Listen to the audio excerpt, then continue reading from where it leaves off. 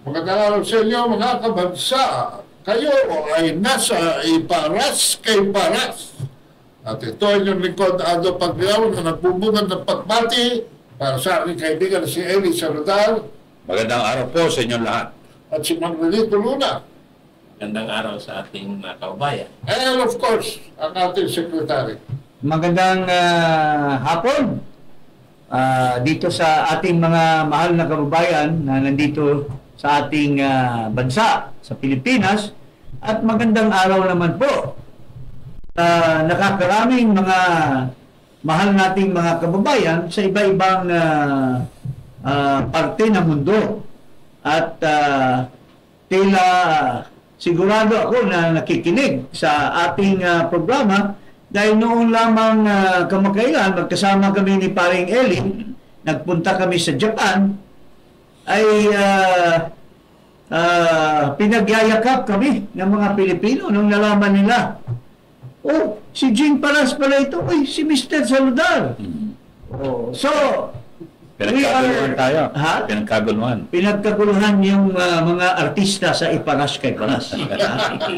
So, we are for sure na ang aming programa or ang ating Iparas kay Paras ay pinakikinggan ng milyon-milyon na mga kababayan natin, mga mahal nating mga api, mga ina-api na mga Pilipino sa iba-ibang parte ng mundo. At ang issue ngayon ay bakit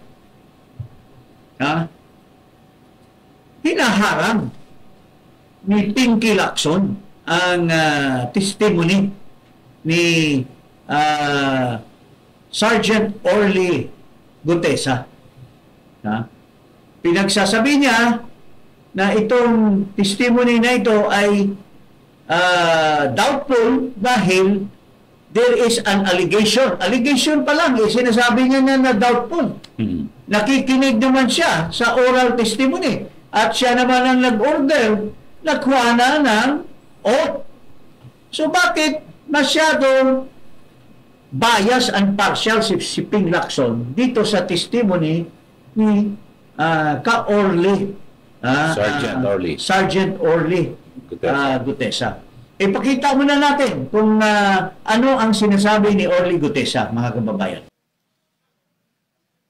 Ako po si Orly Gutesa, may asawa, nasa tamang edad, Pilipino. Makatapos makapanumpa na ngayon sa umiiral na batas ay nagsasaad at naglalahad ng gaya ng mga sumusunod. Ako po ay lumabas upang magsalita sa isyu na ito. Bilang isang dating sundalo, inaalay ko ang aking buhay para sa ating bansa. Sa pagkakataong ito, nagdesisyon akong magsalita at maglabas dahil ayokong maging masama ang kinabukasan ng aking mga anak, apo ko sa darating na panahon. Ayoko pong naririnig ko at napapanood ko sa pagdinig ng Blue Ribbon Committee. At ngayon ko po napagdugtong-dugtong yung naging partisipasyon ko po sa anomalya at korupsyon na ginawa at lumalabas sa hearing na ito. Yung palang pera na binubuhat namin at dinedeliver mula sa masamang gawain na nagdulot ng baha na ikinamatay ng tao at imbes na gamitin ang pera sa edukasyon, medikal at programa na mapunta lamang pala sa bulsa ng mga politiko. Mabigat po sa akin magsalita dahil may pamilya ako. 4 ang anak ko, nag-aaral pa. May asawa ako at nangangalaga sa aking mga anak at marami akong kasama sa operasyon na may kinalaman sa ibabahagi ko sa inyo. Nagtatrabaho lang po kami ng mga kasama kong sundalo sa Philippine Marines. Huwag sana isipin na aking mga kasama na nagtatraidor ako. Ako sa aming trabaho at pinagsamahan dahil pare-parehas kaming may pamilya at gusto lang naman naming ayusin ang kinabukasan ng bawat isa. Wala akong iniisip na kapahamakan para sa kanila, bagkus ang gusto ko lang maayos ang kinabukasan ng bayan at lahat kami. Noong December 5, 2004, na-hire ako bilang security consultant sa Ako Bicol Party List or AKB kay Congressman Saldico. At nasimula ng duty ko kay Congressman Saldico. Bawat umaga, nagre-report ako sa BGC sa Horizon, sa Bonifacio Global City, kung saan nakatira si Kong Saldico. Tuwing may duty at detailed ako sa basura, it means itong basura, ito yung box ng pera na pinag-uusapan natin sa kasalukuyan. Mr. Gutesa, mag-stick ka lang sa binabasa mo. Huwag ka nang nag-a-adlib. Kung ano yung nandito, basahin mo lang. Yes, Your Honor. Tuwing may duty detail ako sa basura, pumupunta kami sa 28 Ladybug Corner, Dragonfly, Valle Verde 6, Pasig City. Tagabuhat lang ako ng malita ng basura. Ang ibig sabihin ng basura ay malita na may lamang pera. Ang bawat malita ay may lamang humigit kumulang 48 million pesos.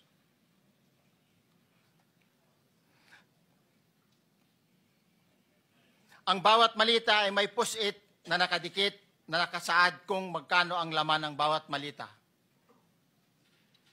Tuwing may duty detail sa basura, may pumupunta na tao na magdi-deliver ng basura at nire-receive ni John Paul Estrada at Mark Tiksay. Ang mga executive assistant ni Congressman Saldico at sila ang mga detailed sa mga ganyang activities. Ang mga nangyayari kapag duty kami sa basura. Kalimitang dinadala sa bahay ni Congressman Saldico sa Valle Verde 6 at tinatanggap naman ni Mark at ni Paul. Pagkatapos naming may baba ang nasabing basura, ipinapasok sa bahay ni Congressman Saldico sa Valle Verde 6 at binibilang ni Mark at ni Paul. Alam ko na ang laman ng malita ay pera sapagkat nakita ko si Paul na binuksan ang malita at inilabas ang laman para bilangin. Ang isang ehemplo na nagdala ng pera ay si Congressman Eric Yap ng AXIS Party List. 46 na malita ang dala niya sa bahay ni Congressman Saldico sa Valle Verde 6. Pagkatapos mabilang, isinakay namin sa mga sakyan patungo sa Horizon Residence sa Taguig. At dumiretso kami sa basement upang may baba ang nasabing basura. Humigit kumulang 3 beses ako mismo ang nag-deliver ng basura sa bahay ni Congressman Saldico, sa Horizon Residence at sa mga bahay ni Speaker Romualdez sa 42 Mackenzie Street, Taguig. Mas maraming pagkakataon na nagde-deliver kami ng basura sa bahay ni Speaker Romualdez at sa bahay ni Congressman Saldico dahil iba-iba kaming mga nakadetailed na close-in, backup at advance party na nagkakaroon ng rotation. Sa huli, ako po ay nagnanais na mapasailalim sa Witness Protection Program dahil alam ko po nanganganib ang buhay ko at ang aking pamilya sa ginawa kong paglalahad na ito. Sa katotohanan na ang lahat ay nilagdaan ko, ang salaysay na ito ay kusang loob at walang anumang pamimilit at bunsod lamang ng hangarin matulungan ang ating bansa. Ito po ay nilagdaan ko, Your Honor. Thank you, Orly. This is the first time na ang isang testigo ay napaka-wide yung kanyang scope of testimony. He mentioned about Saldico and he mentioned about Romualdez. Eric Yap, and lalo na ang ating butihing speaker, si Speaker Martin Romualdez, na noong dineliver kay Saldico, part of the bags na may pera ay inakyat sa Horizon at yung iba ay dinala sa bahay ni Speaker Martin Romualdez daw sa McKinley 42 McKinley Road, and ang the rest ay dinala sa bahay din ni Speaker Romualdez sa Aguado. Alam niyo itong Aguado, mga kababayan, ito ay nasa Bungan, na? Kung alam mo yung Malacanang, yung daan ng JP Laurel Street, ang gate 4, katapat niyan itong bahay na Aguado. At dyan madalas, kaya kabisado ko yan dahil ilang beses na ako nakapunta dyan sa Aguado. Yung bahay na yan, may swimming pool yan, may mga mamahalin na mga decoration, mga furnishing. Paintings, mayroon yan. Tapos, madalas din kami ni Manny Luna na kumain dyan sa Casa Roses. Yan. Which is just in front of that Aguado house. Tama yun, sir. In fact, that is the place, yung Casa Roses that I first met the Chief Justice, Ismundo. Ka-appoint lang niya. At lumabas siya, pumunta doon, timing naman, nandun kami at namit ko siya. At nag-lunch kami together with somebody na I cannot recall anymore kung sino yung nagpakilala sa amin. But anyway, yung pagitan lang, daan lang. So, itong Aguado, mayroong kahulugan yan. Kasi, kung ang dinideliveran ni Gutesa ay sa bahay, bakit all of a sudden? Bakit ilalayo mo? Ilalayo mo sa McKinley. Mayroong ibig sabihin na mayroong bibigyan. Malapit lang doon. Malapit lang doon. Across the street. Mayroong tatanggap din na dyan. Kung sabi ng mga panahon ng Abraham noon, mayroong Adam and Eve. Mayroong si Adan, mayroong si Eva. Pinagsimulan ng lahat. Pinagsimulan ng lahat. So, anyway, balik tayo dito. Bakit biglang itong si Gutesa nag-testify under oath? Ano bang ibig sabihin ng under oath, partner? Well, Ito, may abogado tayo. Pagka humural ka sa isang salaysay, in front of a person authorized to administer oath, that is just the same as you have made your statement public. correct. Parang Yung nasa Tagalog notaryo. niya, ang tawag sik ay sinumpaang salaysay. Salaysay. Sinumpaang salaysay, which is a public statement already. Yes. Okay. So, bakit naman pagkatapos ng salaysay na yan, biglang itong chairman ay binigyan niya ng doubt. Ano ba yung doubt? Duda. Binigyan niya ng duda dahil may narinig daw na yung affidavit na dinala doon sa ikangay notaryo ay dinis-own daw ng notary public yung kanyang pirma. Pero Bilis naman, no? pero alang-alang sa ating mga kababayan, siguro kaklaruhin natin yan. Okay. Gusto ko lang i-comment, Okay, bago sige, natin please, yan, please. Yung affidavit issue ng notarization, separate yun, from the testimony na binigay ni Gutesa Orally. before the committee, verbally or orally. Oh. So, yung testimonya na yun, hindi pwedeng i-expunge or tanggalin sa record. because it's already part of the official record. So, yung issue ng notarization is a separate matter. So, I don't know why Senator Lacson is giving too much importance doon sa notarization kumpara doon sa testimony mismo na binigay sa harap nila under oath by Gutesa. Yun ang problema dyan kay Senator Lacson. It shows too much bias. Too much bias. At tinatakot pa niya si Gutesa. At alam mo, kung hindi bias si Lacson, ang dali-dali na magkaroon ng curative. Because unang-una, mga kababayan, yung salaysay na nasa papel, maski peke or hindi na notarize yan, the same or yung salaysay mismo na nakasulat ay yun rin naman ang pinagsabi ni Gutesa under oath. So, maski itapon mo pa yung papel. Buti na academic na. Buti na academic na yung papel. Yeah, correct. Now, on the issue of another offense, iba na yun.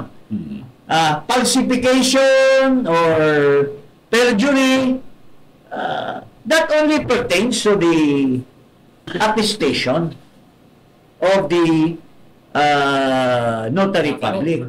So, posibleng dalawang pwedeng magiging kaso nito. Pwedeng si Gutesa may have falsified his signature or may have or yung abogado kasi ang common practice kasi yung mga clerk yung mismo ang nag-fill up ng yan. Tapos dadali niya sa isang lugar saka pipirma ang abogado. Ngayon, baka tinakot yung abogado. Oo, baka pinresyon. O baka binigyan ng pera. Kasi nakita mo ba, yung kapo nga, privilege pa si Senator Marcoleta, No. yung attorney, Oh. bili mo yung kanyang notary public 24/7. Ano yung Oo. sabihin nun? Nandun siya 24/7? Oh, yun na nga. At So, saka, talagang common practice, di ba, magdadala kang dokumento. Minsan din naman mga si abogado eh. at saka klarong-klaro na ito si Lacson, walang silbi talaga na chairman. Why? Unang-una, if he had doubts as to the authenticity of the notary, hindi pa huwag niya yung notary public. Correct. Ipapatestify niya. O, sinabi mo, hindi ikaw. Pero, tingnan mo itong dokumento. Bakit may numero ito sa document number? Series of what number? Tapos may date. Ito ba ay pinorge din lahat ni Gutesa? May seal pa yun, may dry seal. O, may dry seal pa. So, paano nangyari na nagkakuha ng mga numero na ganyan, tapos hindi ikaw ang pumirma? Imposible na si Gutesa may gawa, no? Oo. Di ba tinatatak yun, may kasama. Posible ba na ikaw nag-authorize doon sa isang clerk mo na magkaroon ng, ano bang tawag niyan, magic signature? Na yung signature mo ay kinukopya para magiging authenticated yung dokumento. Marami po, Mr. Lacson, Mr. Coraton, Baliling Senador, maraming beses na pwede or maraming instances na pwede mo. Pero you opted the other way by making pronouncements, nagpa-interview ka kung kanino-kanino, Casting aspersions. casting aspersion to the authenticity and the truthfulness, honesty of the testimony. Kanino ba nanggaling yun? Sino ba nagsabi sa kanya na ganyan? Bakit? Tapos sinasabi mo, surprise witness. According to Senator Marcoleta, he told me personally, na nagpaalam siya sa'yo. And alam mo, you are the chairman, Mr. Coraton Baliling Senator. Ikaw yung hari ng committee. Yeah. O bakit mo pinagsalita yun dyan? Pwede mo, kung surprise witness, bakit hindi mo muna katulad ni Google Congressman at ni Castor Pangit na i-set aside niya muna yung testigo, si Grijaldo, at matanong, ba't di mo ginawa yan? Na, ikaw ba talaga ang testigo? Para hindi na surprise. Pero, talagang may plano ka na you will debunk, you will make a controversy out of on the pretext na ang kanyang notarization ay peke. You already presume. In fact, the way you talk to the public is you already presume that peke dahil sa hearsay lamang na sinasabi ng abogado na hindi niya pirma. You have not even quizzed the lawyer. Ha? Kung anong ground niya na nasabi niya hindi siya pumirma. Kung tinatawag mo yan dyan, bakit ito idadalhin sa regional trial court? Saka merong... Obvious ka na, kuratong maliling senador. Saka, Sec G, once a document is notarized, it enjoys the presumption of regularity. Yes. Hindi mo basta-basta magigiba yan and blame the affiant. In the first place, he has no control over the notary, nor the facilities like yung dry seal, yung notarial book, no? At saka yung clerk na nagpe-prepare niyan. At saka at the time, these are possibilities which are very highly possible. Na out of the blue, pumunta doon si Gutesa. Ang haharap niya ay yung mga clerk lang. So it would seem that it's just an ordinary transaction. Yung mga clerk, binasa nila, pera ang hinihintay, tinatakan, tapos, baka may resibo pa yan. Meron yung resibo. Tapos, biglang bumulaga sa buong kapulungan, buong at nagiging controversial. Kung ikaw ngayon what is the immediate reaction ng isang abogado na hindi siya talaga ang pumirma, pinapirma lang niya sa pero authentic yun? Or what is the consequence kung pinirmahan mo na yung isang affidavit na pinrepair ng tao mo pero hindi mo nakita yung tao at pumirma ka? Tapos bumula ka na it's a very highly controversial. Your tendency is to deny. Diba? Na hindi ako pumirma niyan. Totoo siguro na hindi ka pumirma. Pero it has validated the document. It does not invalidate the document. So pwede ma-disbar yan? Pwede. Well, that's a separate issue. Hindi, Santa Marcoleta. Wala epekto yun sa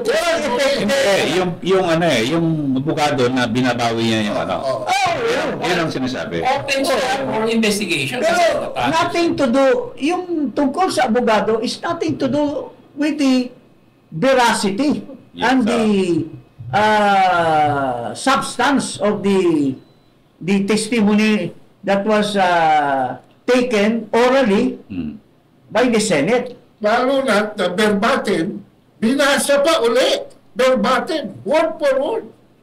In front of the Senate. So, itong si Ping Lacson, talagang obvious na obvious ito. Ping, bakit ka naman nagkaganon?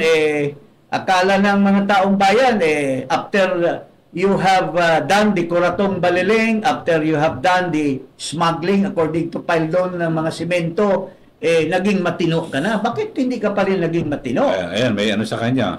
Ito. Si Miriam Santiago. Anong sinasabi niya tungkol sa iyo? Ito, pakinggan natin si Miriam Santiago tungkol dito kay Pinky. Kaya sasagutin ko yan si Pinky Lacson na yan. At hindi lamang iyan, kakalkalin ko isa-isa from A to Z ang lahat ng kasalanan niya. Maganda ka. Dahil meron akong parliamentary immunity, ibulgar ko lahat ng kasalanan mo. Pati ang sexuality mo. Pero bakit maraming nagsasabi na ganun siya? The taste of the pudding is in the eating. But anyway, that's aside. Nabuksan na kasi yung Pandora's box. At saka itong sa Kuratong Baliling, meron akong isang kaibigan na nasa Bikutan ngayon. ang pangalan niya parang sombrero. Ha? Ang pangalan niya ay si Mr. Sombrero na kinuwento sa akin lahat ang nangyayari doon sa Kuratong Baleling. Pero that's neither here nor there. Ha? Ang importante dito, ito, may sinasabi din si Paldon tungkol dito kay Lacson. Ito. Dalawang libo. Sinasabi niya na si Paldon daw ay may pakana noong drug. Pero bumalik naman si Paldon, okay. Presuming nga si Paldon may kinalaman sa drug, pero that does not erase the fact na may kinalaman din si Ping Lacson sa smuggling. Ito, pakinggan natin si Ito ka! Ito ang pamilya mo. Ito yung kinakatakutan nyo kasi nakikita na namin. We will bring you to justice. That's why you want us out. You want us out, but you don't need to do that. I volunteered to get out. I cannot believe you're part of this. Okay lang yung iba tanggap ko na corrupt sila, but yung Senator Lacson, how can you explain this? Hindi mo to alam? Anong alam mo?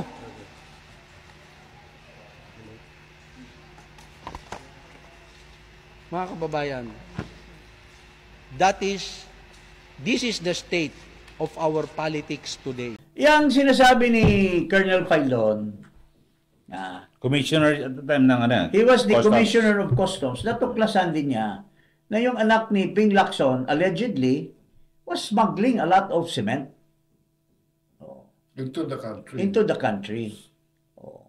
So, yung sinasabi ni Paldon, kung mag-akusa ka, we can answer that. But ikaw, sagutin mo rin yung baggage mo. Parang ganun. So, nagtuturuan sila ng mga baho nilang dalawa. Tapos ito, pakinggan natin si Attorney Topacio. Ito, si Attorney Topacio, he was still young when he started lawyering. And he knows what's going on. Ito. Panoorin natin. Panoorin natin si Ferdy. Alam nyo, sa kabila ng takipan at kitang-kita naman natin yung pagmamaniobra ni Senator Lacson para protektahan yung mga miyembro ng House. Kita nyo naman ang focus ni Attorney Juan Bol, yung Senate President natin, at saka ni Ping Boy Tago Lacson. Diba? Ay puro yung mga kapwa nila senador o dating senador, ayaw nilang mapupunta sa House yung usapin. Bakit? Kapagkat pag sa House, aakyat yan, pupunta kay Representative Saldico, pupunta kay dating Speaker, ayaw nila yon. Ngunit, ayan mayroong lumabas na testigo, yung si Master Sergeant Orly Gutesa ba yun? Gutusa. So, yan, sinasabi ng isang abogado. Mayroon pa tayong isang, anong comment mo bago tayo pumunta dito? Kasi, after all these batikos, mukhang nagbago ang tema ni Pinky Lacson. Yeah. Sec, ganito. Okay. Sige, ilatag mo, partner. Sa Senate and House committees. Kasi nag-appear din po tayo dyan bilang lawyer ng mga resource persons before. Ang pinaka-importante dyan, yung iyong panunumpa before the committee of the Senate or of the House.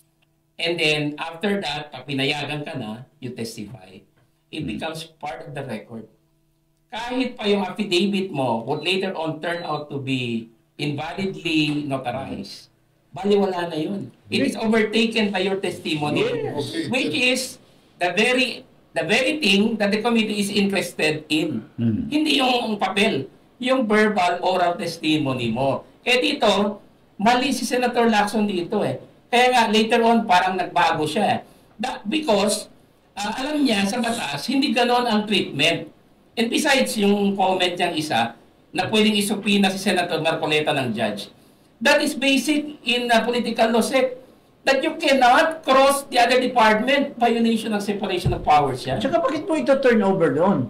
Yeah. Tapos mayroon pang sinasabi si Marcoleta na why are the evidence gathered by the Senate be turned over to the executive department? You know, the ICI is a part of the executive. Kaya nga may independence. There is a separation of power. Yeah. And for all you know, the head of the executive department may have be one way or the other being involved, being the mastermind of all this corruption. So ito turn over mo, didoktorin lang yan because ultimately the ICI wala namang final final power. All the documents, the evidence findings ultimately will be going to Marcos and he will be the one to decide. So recommendatory lang. Kung kamag-anak niya is the culprit, pwede niyang i-erase doon sa report. O yung anak niya na sinasabi ni Chavit Singson na napakaraming flood control funds. And in fact, may nagsasabi doon sa isa pang allegation against Ping Lacson for his bias. Doon daw sa affidavit or salaysay ni Diskaya, doon sa number 30, doon makikita yung sinasabi ni Diskaya na nakapagkontrata din sila sa Ilocos Norte ng maraming projects. Sino bang kingpin dyan sa Ilocos Norte? Sino bang congressman dyan? Oy, substantial yun, ha? 545 billion. 545 million. Billion. Hindi naman. Million. So, but insertions you should be able to count million. Hindi, buong na yan. Buong budget na sa Pilipinas yan. Mga baka 5.4 billion. Yeah, that's the more realistic. Kasi 100 billion yung buong exertion. Parang 5.4 billion yata yun. So, ganun kalaki. Ganun kalaki ang nakalap. At mayroon pang mga report. Dahil nga dyan sa mga issues na yan, yumaman. May mga yumaman. Yung chief of staff daw. At yung kapatid, nagpatayo ng mansion-like houses. Ito ay sinumbong sa akin ng isang taga-roon din. Nagkamag-anak ng mga taga-pamilya doon. Hindi ko na lang mentionin, pero very accurate na yumaman daw yung chief of staff. Pero meron tayong challenge kay Senator Lacson. Ilabas niya yung page 30 ng affidavit. We challenge you, ilabas yung page 30. Baka mamaya, pagdating sa DOJ, biglang nag-disappear na yun. Pinky. Pinky Web o Pinky Sino bang tinatawag natin Pinky? But anyway, be that as it may, ito, nagbago na ang tema ni Lacson. Siguro dahil marami na. Pakinggan natin yung interview niya kay kaibigan natin si Ali Soto na napakagaling na broadcaster. At the risk of being misconstrued, baka naman mali ang pagkakaintindi ng iba sa latag ng tanong. Not to prematurely cast aspersion dun po sa very damning testimony po ni Orly Gutesa na isang ex-marine na who claimed that he personally delivered yung tinawag niyang basura, male-maleta ng puno-puno ng pera, personally delivered it to residents pa, ni former House Speaker Martin Romualdez, tapos yung sa hotel sa BGC ni Zaldico naman, So, ang nanumbalik ka agad sa akin, sabi kong gano'n, itong very damning testimony, at the cost of ruined lives, tapos yung sisirain mo yung pangalan, reputasyon ng mga tao, sa akin parang dahil sa tagal ko sa broadcasting, halos wala nang halaga yung sworn, na pinasumpaan yung salaysay ng mga sumasalang. 13 yung witnesses who recanted yung testimony nila laban kay Leila de Lima so that she was later on freed. 2001, yung Ador Mawanay, kayo mismo ang naging biktima na kayo ay sinasangkot dun sa mga krimen, Bobby Dacer, Corbito, mga illegal drug trade and all that, na 16 years later, si Victor Corpus recanted and talagang public apology sa inyo, sa ginawa niya sa inyo, na base lamang doon sa testimonya ng isang Ador Mawanay na dito na naman, lumalabas na nga ngayon. I don't know kung if lumabas sa feed mo, na pinaalala sa atin na Mike Defensor din, yung handler ni Ador Mawanay noon. So, tama ba yung hesitation ng iba, yung pagdududa ng iba, na kahit pa sworn testimony po yung ito under oath din naman sila Bryce Hernandez, lahat po ng tumatayong testigo na yan, minsan magkakasalangot po yung kanilang mga testimonya, nakakasuhan po yung mga taong itinuro kaagad nito. Ano po ang saloobin nyo sa gano'n nung ito po ay ito ay lumalabas po ngayon sa lahat po ng mga sworn under oath to tell the truth at yung mga kanilang mga testimonya po, Senator Ping? Yeah. Unang-una, definitely merong probative or evidentiary value yung kanyang sinalaysay. No? Set aside muna natin yung pagtanggi ng yung notary public, yung lawyer, si Attorney Spera. Huwag na muna yon. Bida as it may, no, ibang usapin yon, sinumpaan niya pa rin naman yung salaysay niya sa harap namin lahat. At under oath, nag-testify siya. So, kung yun ang ating pagbabasehan, definitely, merong evidentiary value at merong probative value na tinatawag. Ngayon, kailangan masusugan ito, masuportahan ng independent na corroborative statement o kaya corroborative evidence. Ano yon?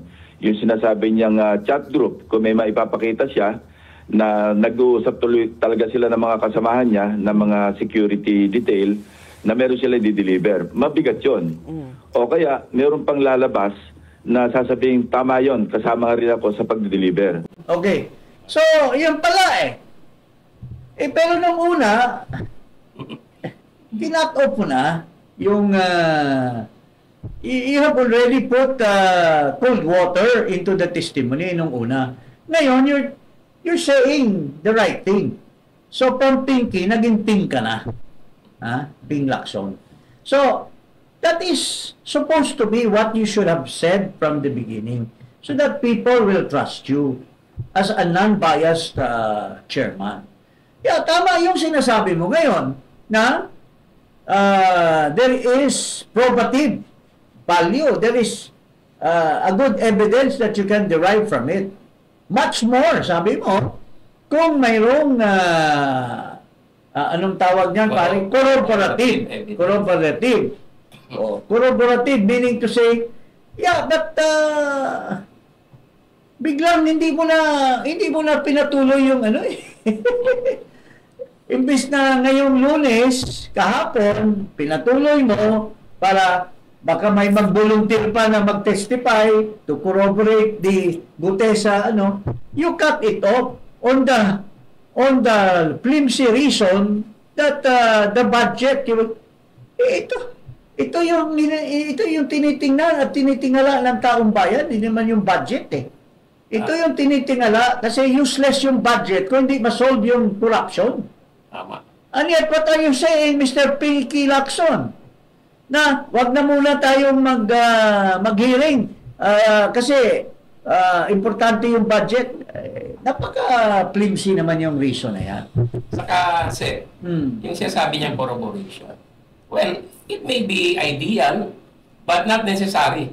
Kasi in this case, ang Diskaya, nagtestigo na rin. Yeah. Na nag-deliver sila o nagbigay ng kickbacks sa mga kongresista and naming also Saldico and even mentioning former Speaker Martin Romualdez at kahit yung mga ibang pieces of evidence. Bryce. Yung mga driver, nag-deliver din sila doon kay Saldico. Yeah. Pinagtakpi-takpi mo ito, you whip them together, we call them circumstantial evidence. They will point to one conclusion. Enough na yan to secure conviction. Minsan, isa lang witness. Kasi by the very nature of things, isa lang ang witness that can land an accused to prison. Hindi yan necessary na kailangan mo ng maraming witnesses. It depends on the circumstances. So, yun ang point natin. Oh. Kasi marami kasi, Mr. Kuratong Baliling Senator, na indication that medyo sa ano pa yan, medyo binabae ka, hindi ka tunay na lalaki. Imbis kung tunay ka na lalaki, you should have stick to the truth. Pero kung medyo gumaganon ka ng konti, sasabihin ng iba, para ka namang babae. You're not a man. You're becoming a woman. If you will not stick to the truth. So stick to the truth and people will believe you. Hindi mo makukuha yan ng PR, puro ka pang PR, pa-interview ka dito, pa-interview ka na. Do you really think these people will interview you? Kung walang PR kang hinahire? I don't think so.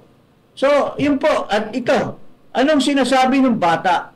Itong tunay na bata, hindi yung taga Batangas na kini-question ngayon yung kanyang nanay na nagdala ng kontraktor at siya mismo kini-question na tumanggap ng pera. Ito, tunay na bata, ito na congressman na may pinanindigan. Ito si Kiko Barsaga. Anong sinasabi niya tungkol kay Ping Lacson? Ang tama ito si Barsaga. Ayan ang sinabi niya. Si Senator Ping Lacson ay isang malaking kahihiyan ng Cavite. Mas pinili niyang pagprotektahan si Marcos at Romualdez kaysa pagsilbihan ang taong bayan. Even young people, yung sinatawag ng Gen Z, young generation who understands or who understood what's going on has something to say about what's this senator. At saka, ano bang nangyayari sa ating bansa ngayon? We will discuss that later on. Because we are already in a state of anarchy. We are becoming to be a failed state, and we will discuss the details of that perception, mga kababayan. Paring Eli, anong parting words nyo ni Paring Ado? Well, yun nga, sabi ko, hindi naman ako abogado. Hindi rin abogado si Ping Lacson. Kaya doon sa mga finer details, kailangan may abogado. At si Marcoleta, abogado. Ikaw magiging chairman ng Blue Ribbon Committee. Maraming kang mamimiss kasi ang utak mo pulis. Ang utak mo nakatutok doon sa question document.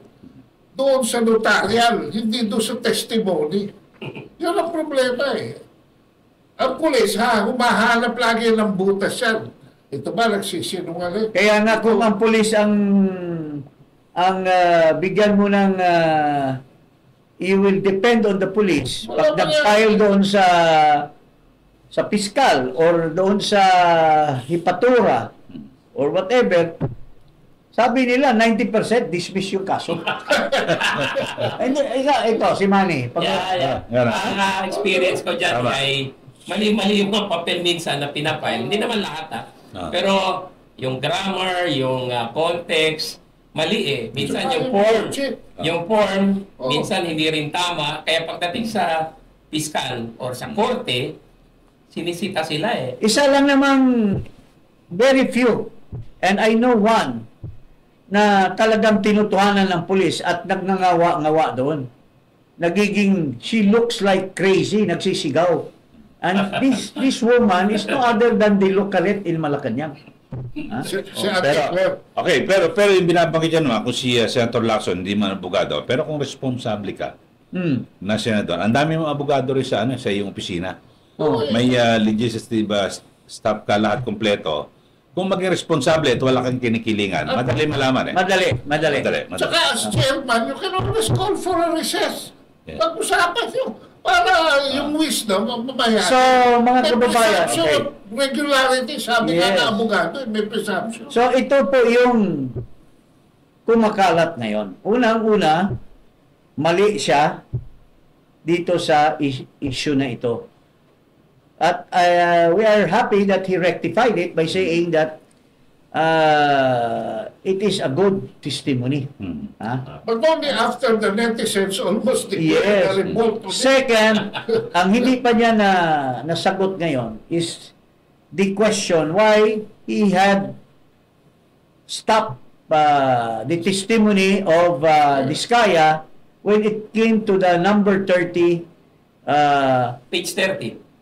Page 30 ba? Page 30. Page 30, where the Diskayas describe their experience in getting most of the projects in Ilocos Norte, where it involves Marcos and his son and his relatives. And that is attested to by Chavit Singson, who is waiting for the invitation. Sabi ni Manong Chavit sa akin, wala pa naman yung invitasyon. I'm willing to testify. But Nabagit na ni Senator Marcoleta na ipatawag, pero ayaw where is the Lacson, ayaw ni Lacson? Huwag kalimutan mag-subscribe dito sa Iparas kay Paras at i-click ang notification bell.